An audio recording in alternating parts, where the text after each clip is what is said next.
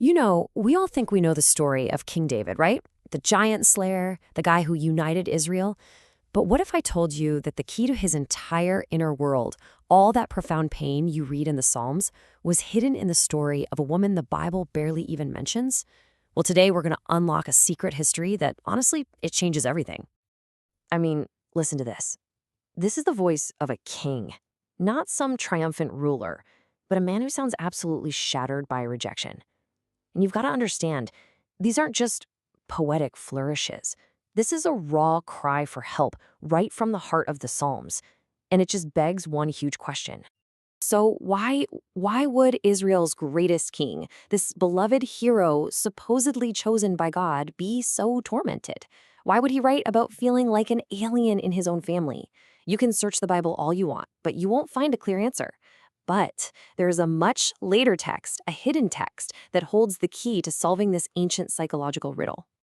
Okay, so to really get this mystery, we first have to wrap our heads around this huge contradiction at the very heart of King David's life. It's like there are two different Davids in the text, and honestly, they seem like two completely different people. So first up, you've got the David we all know, the public figure, right? The mighty king, the celebrated warrior, the charismatic leader who unites a whole nation. The Bible even calls him a man after God's own heart. I mean, he is, for all intents and purposes, the ultimate success story. But then you have the psalmist, and the disconnect is just jarring. On one hand, you have the victorious king, chosen by God. On the other, a tormented man who feels alienated and despised. I mean, how can both of these be the same person? It just doesn't add up. The official story has this massive psychological hole right in the middle of it. And so our search for an answer leads us to the biggest clue of all. And it's not something that's said, it's a deafening silence. It's that classic Sherlock Holmes thing, you know? The clue is the dog that didn't bark. There's a person who should be at the center of this story, but she's almost completely missing. I mean, just think about it for a second. We hear all about his father, Yeshai. He's a central figure. But David's mother? She's basically a ghost in the text. She's unnamed, she's mentioned only a couple of times, and even then it's just in passing. This creates this huge psychological gap in his story. I mean, who was the woman who raised this complex, tormented genius? The Bible just doesn't say. And for centuries, that was it, a total mystery. Until a later text, a medieval collection called the Yalkut HaMakiri, unearths this incredible story that was seemingly lost to time, and this text, it finally fills in that silence. It gives this woman a name and a tragic, powerful history. It's the missing piece of the puzzle that makes everything else suddenly make sense. Her name is Nitzvet, and her name, well, it's basically her destiny. It comes from the Hebrew root that means to stand, or to take a stand. So by her very name, she is the standing woman, the one who endures. And what she had to endure, that is the key to unlocking her son's pain. And look, her story isn't just some little footnote.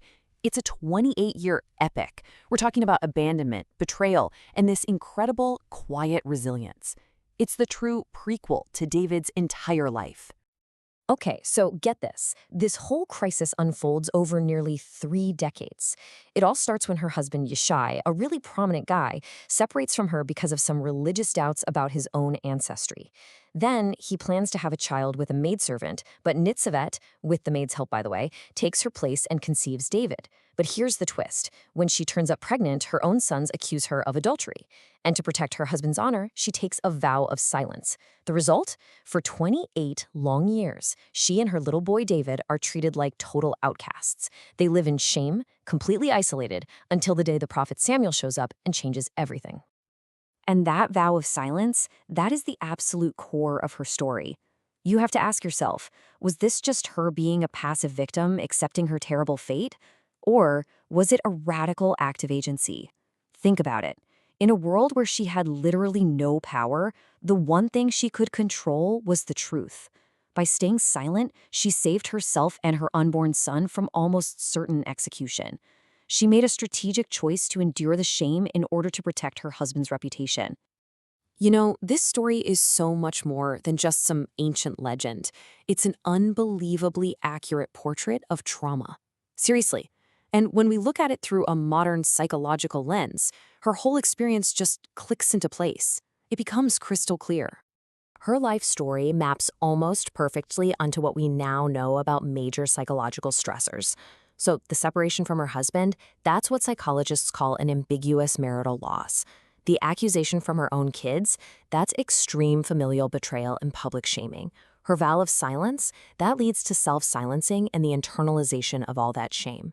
And of course, those 28 years of being an outcast, that is chronic social rejection and vicarious trauma for her son. Let's just zoom in on that first one for a second. Ambiguous loss. See, she wasn't a widow, she couldn't mourn properly, and she wasn't a divorcee who could just move on with her life. She was stuck, a wife without a husband living in this constant state of limbo. Psychologists today say this is one of the most stressful, most painful types of loss a person can experience, precisely because there is no closure. And then, of course, came the 28 years of being shunned. Psychologists have a model for this, the 3 stages of ostracism. First, there's the initial pain, that acute shock of rejection from your own family. And your brain literally processes that like a physical injury. It hurts. The second stage is coping. Her coping mechanism? She poured every single resource she had into her son David. They formed this little 2-person fortress against the world. And it's because of that profound bond that she was able to avoid the final stage, resignation. That's the stage of total helplessness and depression.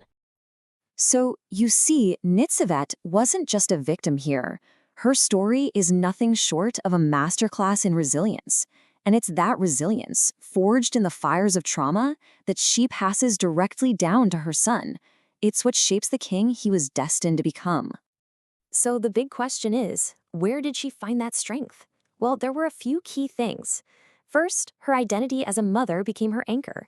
When society stripped her of her role as wife, being a mother gave her a powerful sense of purpose. Second, that incredibly intense bond she had with David, that was her lifeline. It provided the critical social support she needed to survive. And finally, her story is a perfect example of what we call post-traumatic growth. She didn't just survive her ordeal, she came out the other side and was totally, completely vindicated. And this brings us right back to where we started. Remember those words from Psalm 69? David's feelings of being a stranger to my brothers, an alien to my mother's sons? Suddenly, it all makes perfect sense. Those aren't just his words. They're an echo. They are the inherited trauma, the direct reflection of his mother's 28-year ordeal.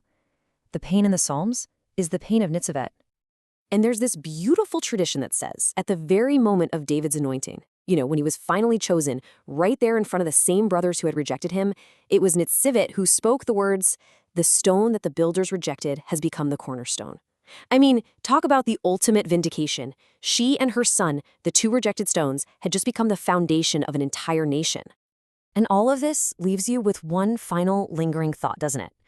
Nitzaveh's story was almost completely lost to history, a secret trauma that powered one of the most famous legacies of all time from the shadows.